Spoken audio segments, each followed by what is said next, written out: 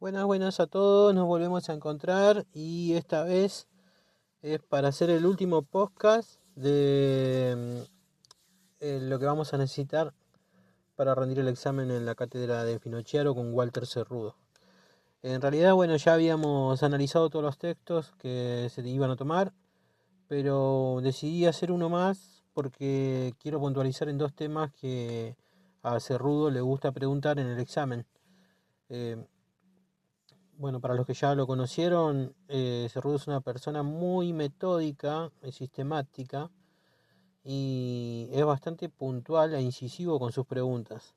Así que esto me llevó a crear este nuevo podcast para puntualizar en dos temas que son importantes y que seguro no escapan a las preguntas de examen. Así que bueno, eh, los voy a llevar hoy por un viaje en dos momentos fascinantes que son parte de la historia política. Una es la Revolución Gloriosa de 1688 en Inglaterra y el sistema electoral argentino. Eh, Estas son dos temas muy puntuales que Cerrudo le gusta preguntar y le gusta que le respondan consistentemente. Ahora ustedes seguro se van a preguntar, pero ¿qué tienen en común estos dos temas? Bueno, los dos representan momentos claves en la evolución de la democracia y la distribución del poder en sus respectivos países. Así que vamos a sumergirnos en estos eventos y ver cómo la lucha por el equilibrio de poder y la representación cambia la historia. Primero vayamos a Inglaterra, en 1688. Imagínense un país donde el rey lo controla todo, donde su voluntad es la ley. Bueno, ese era el escenario bajo el reinado de Jacobo II, un monarca que quería devolver el catolicismo a un país que desde hace mucho se había convertido al protestantismo. Para muchos esta idea era indispensable.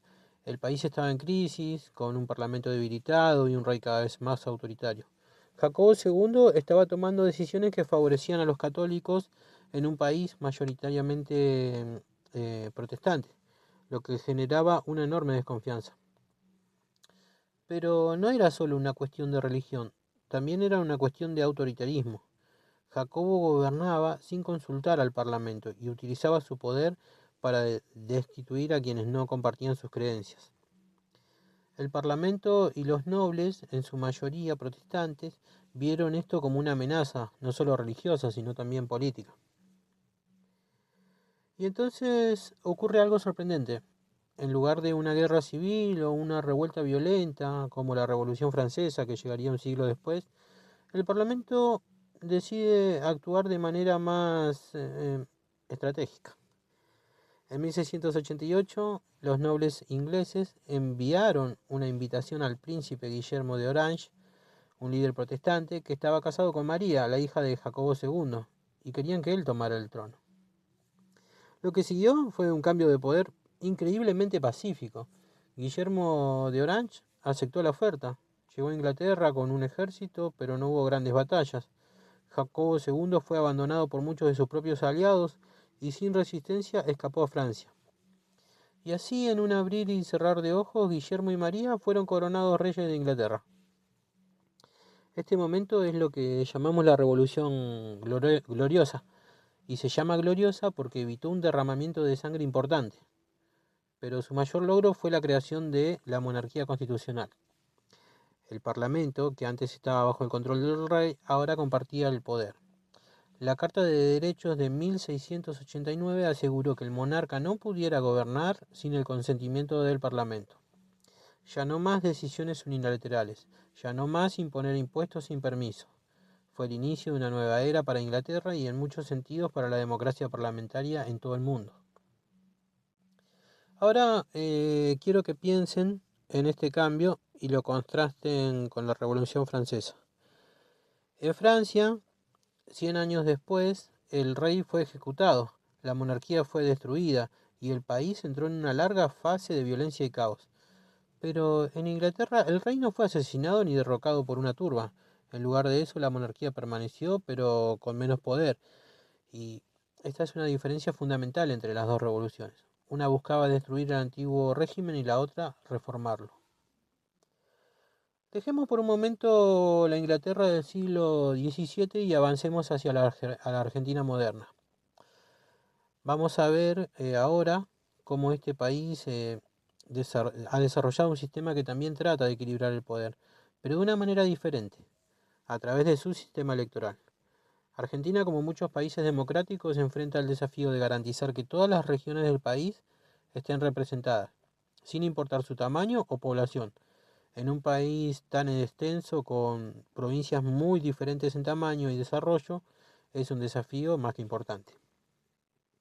El sistema electoral tiene dos componentes esenciales: la elección presidencial en doble vuelta y el Congreso bicameral. La doble vuelta en Argentina, para ganar la presidencia, en primera vuelta un candidato debe obtener más del 45% de los votos, y si nadie lo logra se realiza una segunda vuelta entre los dos candidatos más votados. Esto asegura que el presidente tenga el apoyo de la mayoría de la población. Pero ¿por qué es importante esto? Porque evita que alguien llegue al poder con un porcentaje pequeño de apoyo, lo que podría generar inestabilidad. Pensemos en un país donde el presidente es elegido con solo el 30% de los votos. Eso podría crear una presidencia débil, sin legitimidad. En cuanto al Congreso bicameral, el otro pilar de este sistema es justamente el Congreso, dividido en dos cámaras, el Senado y la Cámara de Diputados. Acá es donde el equilibrio entre las provincias y la población entra en juego. En el Senado, cada provincia, sin importar su tamaño, tiene el mismo número de senadores, que son 3. Esto protege a las provincias más pequeñas como La Rioja o Jujuy de ser ignoradas por las más grandes como Buenos Aires. En la Cámara de Diputados, en cambio, los representantes se asignan proporcionalmente a la población. Así, Buenos Aires, con su gran cantidad de habitantes, tiene más diputados que provincias más pequeñas. Esto es importante porque eh, en la elección de diputados se utilizan, son 3 por provincia y 2 se eligen por mayoría y 1 por minoría.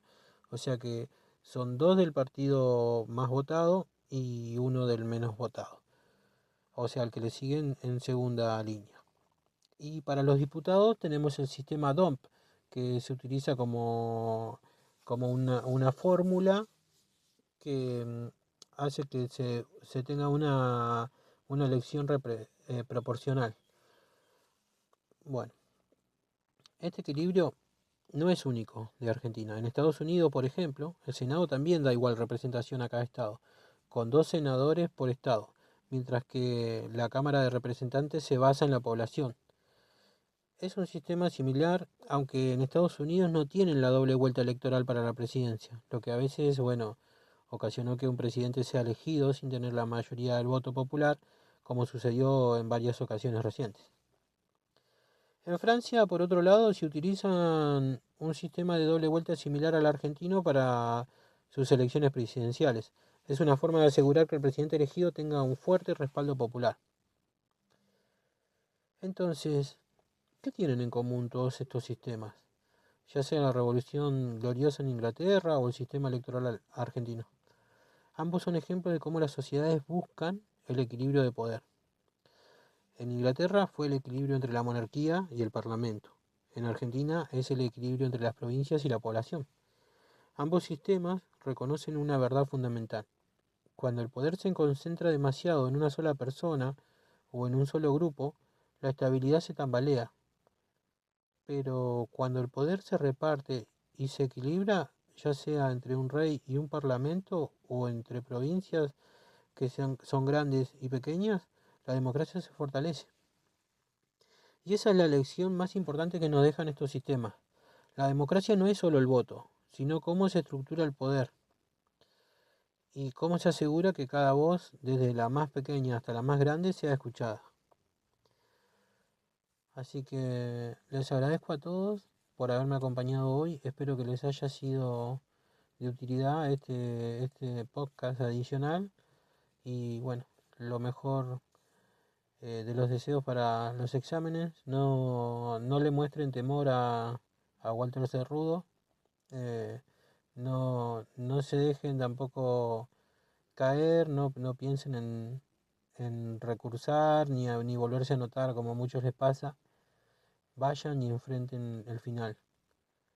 Lleguen ahí, preséntense con su nombre y apellido, mírenlo a los ojos y si tienen que desaprobar, asegúrense de que sea dando la última pelea. Den todo lo que tienen. Utilicen estos audios, utilicen estos podcasts que les fui dejando, más los apuntes de los textos, los archivos con los puntos claves, las fichas de estudio y las preguntas de autoevaluación que les fui dejando. Y vayan por todo. Sé que para muchos es difícil o que lo ven como un imposible, pero hay algo que no le pueden permitir, es que les gane. No aprueba prácticamente a nadie, son muy pocos los que van a promocionar en su curso, pero aún así no tienen que darle chance a ser derrotados. Bueno, nos estaremos encontrando en algún podcast de otra materia, así que hasta la próxima.